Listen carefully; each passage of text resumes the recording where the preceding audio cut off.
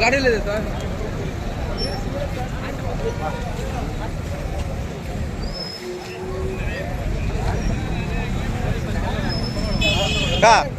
काटतो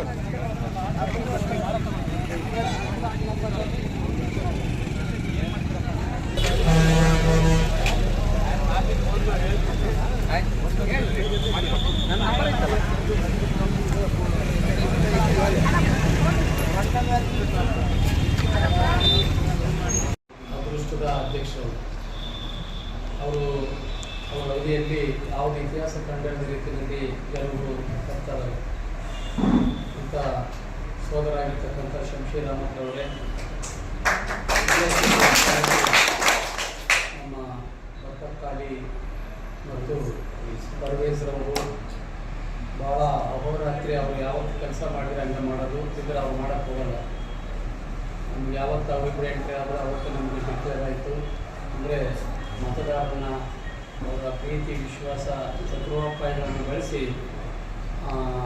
ಅವರು ಆಕರ್ಷಣೆ ಮಾಡೋಂಥ ಶಕ್ತಿ ಅವರಿಗೆ. ಹಾಗಾಗಿ ಅವತ್ತು ಪ್ರತ್ಯಕ್ಷವಾಗಿ ಪರೋಕ್ಷವಾಗಿ ಭಾಳ ಜನ ಇದರಲ್ಲಿ ಕೈ ಜೋಡಿಸಿದ್ರಿ. ನಾನು ನಿಮಗೆ ಭಾಳ ಸಂತೋಷ ಆಗಿದೆ, ಯಾಕಂದರೆ ಅಲ್ಲಿರೋರೆಲ್ಲ ಮುಸಲ್ಮಾನ್ ಬಾಂಧವರು. ಅವರು ಅಂದರೆ ಕಾಂಗ್ರೆಸ್ ಅಂದರೆ ಇಡೀ ದೇಶದಲ್ಲಿ ಬರೀ 9ನೇ ವಾರ್ಡ್ ಅಲ್ಲ, ನಮ್ಮ ಕ್ಷೇತ್ರ ಅಲ್ಲ, ರಾಜ್ಯ ಅಲ್ಲ, ಮುಸಲ್ಮಾನರು ಅಂದರೆ ಕಾಂಗ್ರೆಸ್ ಅಂದರೆ ಮುಸಲ್ಮಾನರು. ಅದು ಇತ್ತೀಚಿನದಲ್ಲಿ ಈ ಒಗ್ಗಟ್ಟನ್ನು ಆಗಕ್ಕೆ ಒಗ್ಗಟ್ಟು ಮಾಡಿಕೊಟ್ಟವ್ರು ಯಾರಂದರೆ ಬೇರೆ ಯಾರೂ ಅಲ್ಲ, BJP ಅವರು ಈಗ ಒಗ್ಗಟ್ಟು ಮಾಡಿದ್ದು. ಅವರು ಮಾತಾಡಿದ ಮಾತುಗಳು ಪ್ರತಿಯೊಂದೊಂದು ಮಾತುಗಳು ಇವರು ಒಗ್ಗಟ್ಟಾಗಕ್ಕೆ ಕಾರಣಬೇಕಾಗ್ತವೆ. ಹಾಗಾಗಿ ಅವತ್ತು ನಾನು ಒಂದೇ ದಿನ ಹೇಳಿದೆ, ನಾನು ಬಹುತೇಕ ಗೆಲುವಿಗೆ ತೊಂದರೆ ಇಲ್ಲ, ಗೆದ್ದು ನಮ್ಮ ವಾರ್ಡು ನಮ್ಮ ಸಮಾಜದ ಅನ್ನೋಂಥ ನಿಟ್ಟಿನಲ್ಲಿ ಹೊರಗೆ ಹೋಗಲಿ. ಎಲ್ಲೋ ಒಂದು ಸ್ವಲ್ಪ ನಮಗೆ ಡೌಟ್ ಬಂತು, ಅನುಮಾನ ಬಂತು, ಯಾವುದೋ ಕಾರಣಕ್ಕೆ ಆ ವಾರ್ಡ್ ತೆಗೆದುಕೊಂಡು ಹೋಗ್ಬೋದು ಅಂತೇಳಿ ಒಂದೇ ದಿನ ನಮ್ಮ ಮುಜೀಬ್ ಮತ್ತು ಅವ್ರದ್ದೊಂದು ಟೀಮ್ ಏನಾಯಿತು ಅವ್ರ ಮನೆಗೆ ಸೇರಿಕೊಂಡು ನಾನು ಅವ್ರಿಗೆ ಏನಿಲ್ಲ, ಯಾಕಂದರೆ ಅವರ ಅಳಿವಳಿನ ಪ್ರಶ್ನೆ ಇದೆ. ಇವತ್ತಿನ ಗೆಲುವು ಅವರು ಅಳಿವಳಿನ ಪ್ರಶ್ನೆ ಇದೆ. ಆದರ್ಶ ಅವ್ರು ಗೆದ್ದರೆ ನಾವೇನು ಪಟ್ಟಣ ಪಂಚಾಯತಿ ಅಧ್ಯಕ್ಷ ಇಟ್ಕೊಳ್ಳಲ್ಲ. ಅವರು ಇವತ್ತು BJP ಅವ್ರು ಸೋತಿರ್ಬೋದು, ಅವರು ಏನು ಕೊಲೇಷನ್ನಾಗಿ ಏನು ಅಭ್ಯರ್ಥಿ ಹಾಕ್ಕೊಂಡಿದ್ರು ಅವ್ರು ಸೋತ್ರೆ ಅವರು ಇವತ್ತು ಅಧ್ಯಕ್ಷರಿಂದ ಅವ್ರಿಗೆ ಹೋಗಲ್ಲ. ಆದರೆ ಇದನ್ನು ಯಾಕೆ ಇಷ್ಟು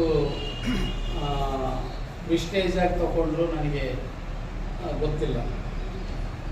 ಹಾಗಾಗಿ ಈಗ ಅದನ್ನ ತಗೊಂಡವರಿಗೆ ಸರಿಯಾದ ರೀತಿಯಾದ ಮಹಾಮಂಗಳಾರತಿ ಮತಕ್ಕೆ ಮಾಡಿದ್ದಾರೆ. ಬೇಕಿತ್ತು ಈ ಮಂಗಳಾರತಿ ಮಾಡಿಸ್ಕೊಳ್ಳೋದು. ಜನ ಆದೇಶಕ್ಕೆ ನಾವು ಹೋಗ್ತೀವಿ, ಅವ್ರು ಹೋಗ್ಬೇಕು. ಇಷ್ಟೊಂದು ಪ್ರಿಸ್ಟೇಜ್ ಮಾಡೋಂಥ ಅಗತ್ಯತೆ ಏನಿದೆ. ಅದಕ್ಕೆ ನಮ್ಮ 9ನೇ ವಾರ್ಡಿನ ಮತದಾರ ಸರಿಯಾದ ರೀತಿಯಲ್ಲಿ ಮಹಾಮಂಗಳಾರತಿ ಮಾಡಿದ್ದಾರೆ, ವನ ಪ್ರತಿಷ್ಠೆ ಮಾಡಿದಂಥದ್ದು. ಹಾಗಾಗಿ ಹಂಗಂದ ತಕ್ಷಣ ನಾವೇನು ಯಾವುದೋ 2ನೇ ವಾರ್ಡ್ 3ನೇ ವಾರ್ಡ್ ಗೆದ್ದಷ್ಟು ಆ ಸಾಧನೆ ನಮ್ಮದೇನಲ್ಲ. ಅದು ನಮ್ಮ ಕ್ಷೇತ್ರ ನಮ್ಗೆ ಬಿಟ್ಟು ಹೋಗಿತ್ತು, ಈಗ ನಮ್ಮ ಕೈ ಬಂದಿತ್ತು. ಹಾಗಾಗಿ ಆದರ್ಶವಾಗಿ ಒಂದು ಕಿವಿಮಾತ್ರ ಬಯಸ್ತಾರೆ, ನೀವು ಪ್ರತಿಯೊಬ್ಬ ಮತ್ತು ಕಟ್ಟ ಕಡೆ ವ್ಯಕ್ತಿಯನ್ನು ಭಾಳ ಗೌರವ ಪ್ರೀತಿಯಿಂದ ಕಾಣಬೇಕಾಗಿರ್ತದೆ.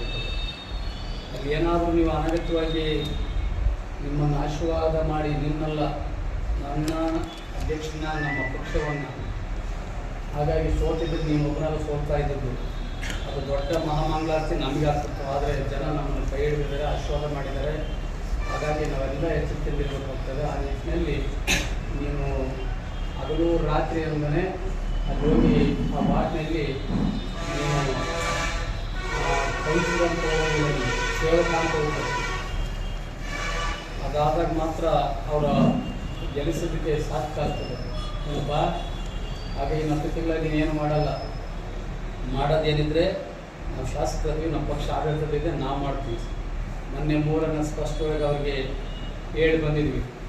ಹಾಗಾಗಿ ನೀವು ಅವರು ಗೆಲ್ಸಿದಕ್ಕೋಸ್ಕರ ನಾನು ಮಾಡೋದಲ್ಲ, ಆದರೆ ನನಗೆ ಗೆಲ್ಸ್ಬಿಟ್ಟಿದ್ದೀರಿ ಇವಾಗಲೇ. ಅದಕ್ಕೆ ಹೇಳಿದ್ದು ನಿಮ್ಗೇನೇನೋ ಅದು ಅಂಗನವಾಡಿ ಕಟ್ಟಡ ಇರ್ಬೋದು, ನ್ಯಾಯಬೆಲೆ ಸೊಸೈಟಿಯನ್ನು ಅಲ್ಲೇ ವಿತರಣೆ ಮಾಡೋಂಥದ್ದು ಇರ್ಬೋದು, ಶುದ್ಧ ನೀರಿನ ಘಟಕ ಇರ್ಬೋದು, ಕೇವಲ 3 ಅಲ್ಲ, ಇನ್ನೂ ಏನೇ ಇದ್ರೂ ಯಾವತ್ತೂ ಸದಾ ನಿಮ್ಮ ಅಧಿಕಾರದಾಗಿಲ್ಲದೇ ಇರಲಿ, ನಿಮ್ಮ ಜೊತೆಯಲ್ಲಿ ನಾನು ಇರ್ತೀನಿ. ಇದಕ್ಕೆ ನಿಮ್ಗೆ ಯಾರು ಆತಂಕ ಪಡಬೇಡಿ.